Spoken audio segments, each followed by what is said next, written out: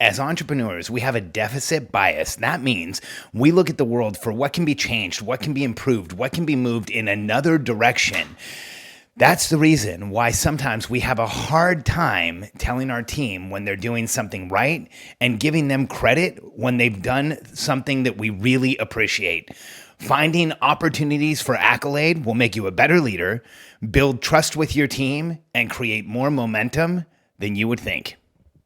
I'm Alex Sharfin, and this is the Momentum Podcast, made for empire builders, game changers, trailblazers, shot takers, record breakers, world makers, and creators of all kinds. Those among us who can't turn it off and don't know why anyone would want to. We challenge complacency, destroy apathy, and we are obsessed with creating momentum so we can roll over bureaucracy and make our greatest contribution. Sure, we pay attention to their rules, but only so that we can bend them, break them, then rewrite them around our own will. We don't accept our destiny, we define it. We don't understand defeat because you only lose if you stop, and we don't know how. While the rest of the world strives for average and clings desperately to the status quo, we are the minority, the few, who are willing to hallucinate there could be a better future. And instead of just daydreaming of what could be, we endure the vulnerability and exposure it takes to make it real. We are the evolutionary hunters, clearly the most important people in the world, because entrepreneurs are the only source of consistent, positive human evolution, and we always will be. I've been coaching entrepreneurs for over 20 years, and one of the biggest deficits we have is that we have a bias for deficit. Here's what that means. We have this drive for improvement. We want to change things, make them better, move them in another direction, take the status quo, modify it, and make it even better than it is today. And as a result, we have a hard time recognizing when something's right. We have a hard time giving credit when someone's done the right thing. We have a hard time telling our team when we're happy with them, excited for them, or when we're really grateful that they've done something. In fact, we are really good at the opposite. We're good at finding when somebody's missed something. We're good at telling somebody when they need to improve something. We're really good at pointing out where someone has something wrong. But the opposite is what will move people in a direction. In fact, your team will go towards the energy in your business. So if you're an entrepreneur who's always pointing out what your team is doing wrong, your team's going to have fear of doing the wrong thing. In fact, what that will do is stop them from making mistakes stop them from taking risks in an attempt to stop making mistakes. But if your team stops taking risks, that's when you feel bottlenecked, when you feel like people aren't moving fast enough, when you feel like people aren't doing enough. In fact, if you have a team and you're in that place where you feel like people should be doing more, they're not moving fast enough for you, they're not trying hard enough, or you find yourself occasionally waking up and thinking, what is everyone doing? It might be because you're not giving enough accolade. You're not telling your team when they're doing enough right. You're not creating the positive energy towards what you want. Instead, you're creating a bias of staying away from getting in trouble or staying away from having a weakness or a deficit pointed out. And that will hurt you as a leader. It will hold you in place as a team, and it will stifle your company's growth and create tons of constraint. I know. I used to be that leader. In my 20s, I was definitely a leader with a ridiculous tendency towards deficit. I would get up every day and I would feel like I had done the right thing if I found one of my team members doing something wrong and lit them up for it. In fact, pointing it out a lot of the time wasn't enough. I had to point it out and drive it home and make sure they understood and make sure they didn't do it again.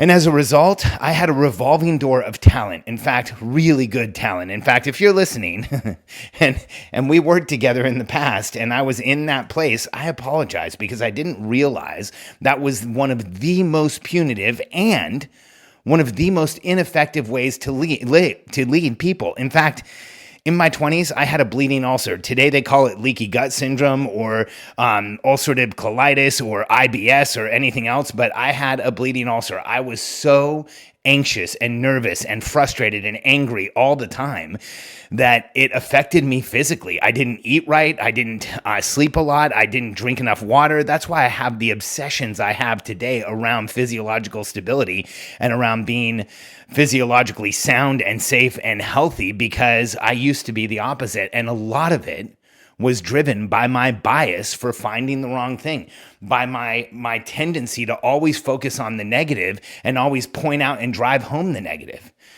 When I finally figured out that giving people accolade, telling them what they did right, giving people positive energy actually moved things much faster in the direction I wanted, it was like the sea had parted and I was actually able to manage and lead people in a way that was infinitely more effective. Now, if you're an entrepreneur, chances are you don't do a lot of accolade. You don't tell people a lot of when they're doing the right thing. In fact, I've got tons of stories of clients I've worked with that have had trouble giving accolade, but the one that stands out the most and the one that I use most often when I'm talking about this is one of our clients we had a few years ago in the real estate business. She actually had a pretty large team and was a successful real estate agent, and came to one of our events, and I started talking about finding opportunities for accolade, finding opportunities to congratulate people and tell people they're doing something right. And she actually got angry with me in the class. She was like, well, you just don't understand. If you tell everybody what they're doing right, they won't work hard anymore. She even said things like, I feel like it's my responsibility to let everybody know when they've screwed up so that they don't do it again. And she used that type of an aggressive tone. And I remember feeling so sorry for her team, but honestly feeling just as sorry for her, because I have firsthand knowledge of what it's like to be a leader who's always telling people that they're doing the wrong thing. Your team gets intimidated by you. You break trust with your team. You don't build trust. You challenge trust because you're always in the negative. You actually challenge any type of intimacy that you're going to create with your team. Any type of team building you're going to create with your team becomes slower, becomes challenge, becomes frustrating, and your team will start to see you as the person who writes their checks, not as a leader, not as somebody that they can go to when they need help, not as somebody who's helping them create their lives, because you're doing all of those things, whether you're positive or negative, but they're going to see you as just an employer unless you're helping them actually improve who they are. And this is one of the easiest ways to do that.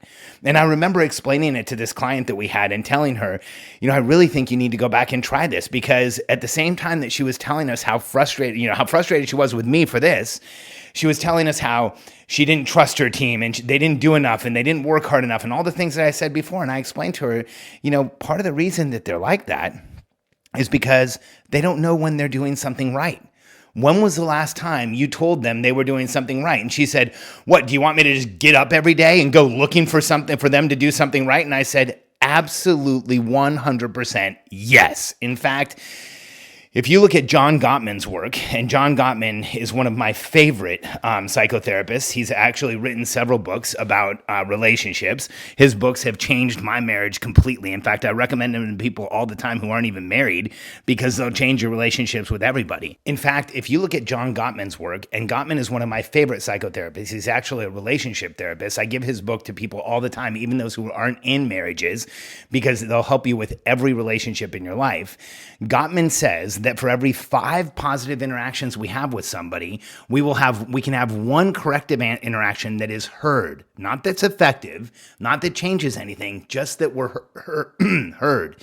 Because if we're negative all the time, that's all that people hear. They actually develop a way of blocking us out, because it's traumatic when people hear only negative things. You no longer are heard as a leader. So I remember telling her, I rarely tell people they need to make hash marks when they treat their team well, but you need to. She went back, she put that in place, she started treating her team well. I remember getting a message from her telling me how things were getting better and everybody was moving in the right direction, and she was so excited about it. And then I got a message from her that her team members had pulled her into an office and asked her if she was dying. She had gone from so negative to then being somewhat positive that her team members thought something was wrong with her.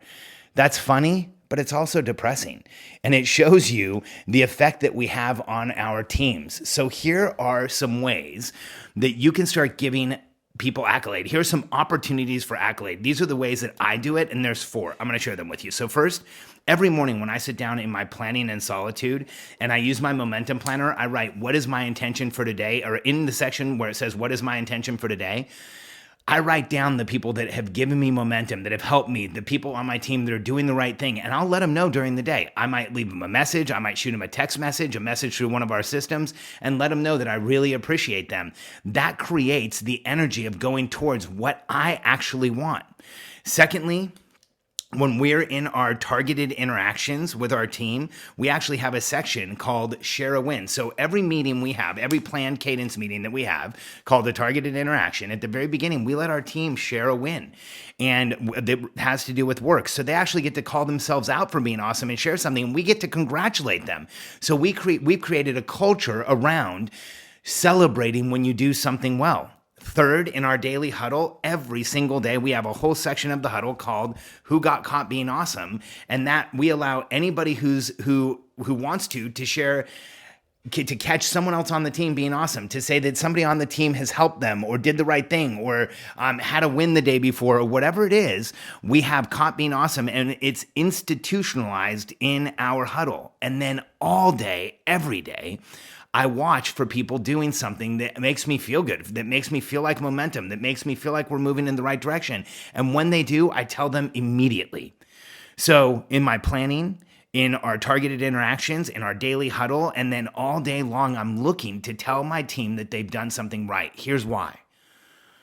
When I have to have a corrective conversation, and it's rare, but when I have to have a corrective conversation, or when I really want to be heard, when there's something that's frustrating me or something that I need them to understand, I know that I'm going to be able to have that conversation because I've built up the relationship capital by giving them positive accolade, by giving them positive interactions, by making sure that 5-to-1 rule is weighed in their favor, that they have far more than 5 positive interactions for every corrective interaction. And that way, every member of my team feels safer, does better. And here's the big one. They're actually more effective all day, every day.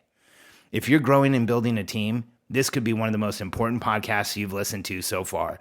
Look for the opportunities for Accolade throughout your day, in your planning, in your meetings with your team. And even if you do a daily huddle, make sure you're giving your team every opportunity to get caught being awesome. It will change the way you lead, and you'll be shocked at how productive your team can be. If you're ready to start crushing it with building your team, moving in the right direction, putting the right systems in place, and if you want to understand how we're helping people every day build their teams like crazy. In fact, Brian Johnson recently joined one of our programs. They own an agency called Canopy, and they work with Amazon sellers. And when they started with us, they were 4 people. They just posted a picture that they have 9 or 11 people, and they're blowing up their company. I shared this story yesterday, but I'm sharing it again because it was so exciting that to see not only their picture, but then all of the congratulations that they got from members of our program. Because when you have a community around you, around team building and around moving in the right direction, it's crazy how fast you can go. If you're ready to start building your team, have the right processes in place, and communicate through a system where everyone feels safe and your team is more effective, you heard me right. In fact, you will get more return on your investment you're already making on your team. Go to alexsharfin.com/apply. Answer some questions for my team. Jody Sedini, who recently joined our group, said that just the survey questions at alexsharfin.com/apply were therapeutic and helped her understand her business better. If that makes you curious, go check it out. Fill them out. A member of my team will be in contact with you, and we look forward to connecting. alexsharfin.com/apply.